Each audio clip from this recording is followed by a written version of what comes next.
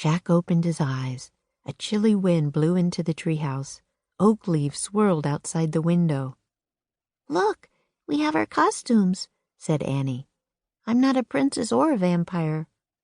Jack looked at their clothes. He was wearing a knee-length tunic and tights. Annie was wearing a long dress with an apron. "Camelot costumes," Jack said softly. They looked out the window together. They were high in a huge oak tree in a thick forest. The afternoon sun was low in the autumn sky. "So what do we do now?" said Jack. "The invitation says we're supposed to meet Merlin in the heart of the oak," said Annie. "Yeah, but what does that mean?" said Jack, scowling. "The heart of an oak?" "Let's go down and try to figure it out," said Annie. She carefully placed their invitation in a corner of the treehouse. Then she and Jack climbed down the rope ladder. They stepped onto the leafy ground. In the fading daylight, they began circling the base of the giant oak.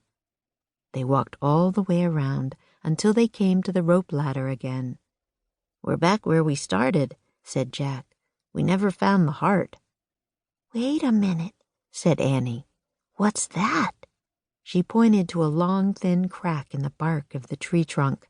A sliver of light seemed to be coming from the crack. Jack touched the bark around the light. He pushed.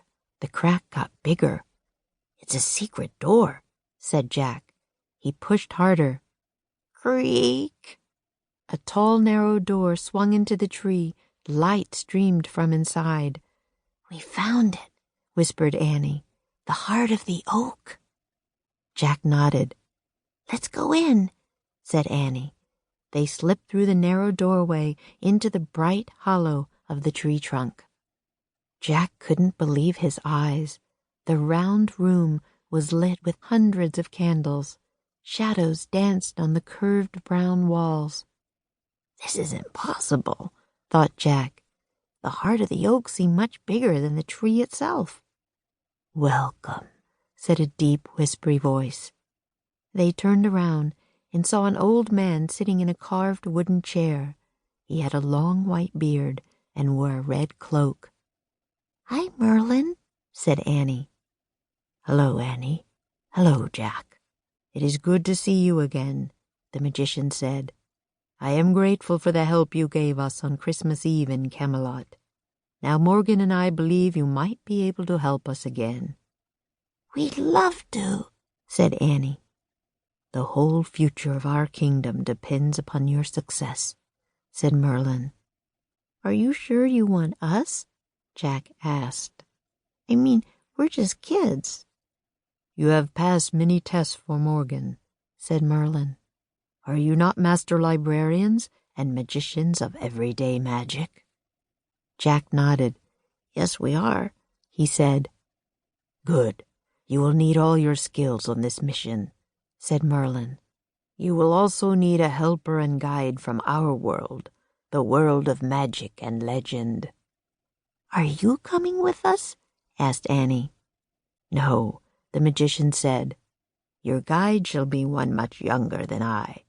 He is in my library now. Yesterday he brought me some books I had requested from Morgan's library." Merlin rose from his chair. "Come," he said, leading them to a door in the curved wall. He opened it and stepped into another room. Jack and Annie followed him.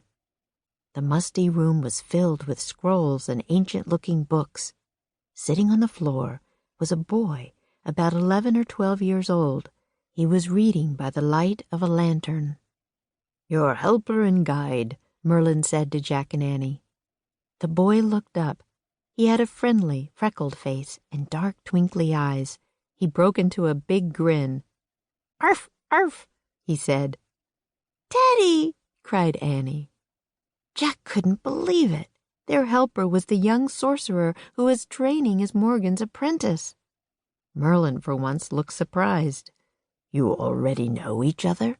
he asked. "Yes, we met a while ago when I accidentally changed myself into a dog," said Teddy.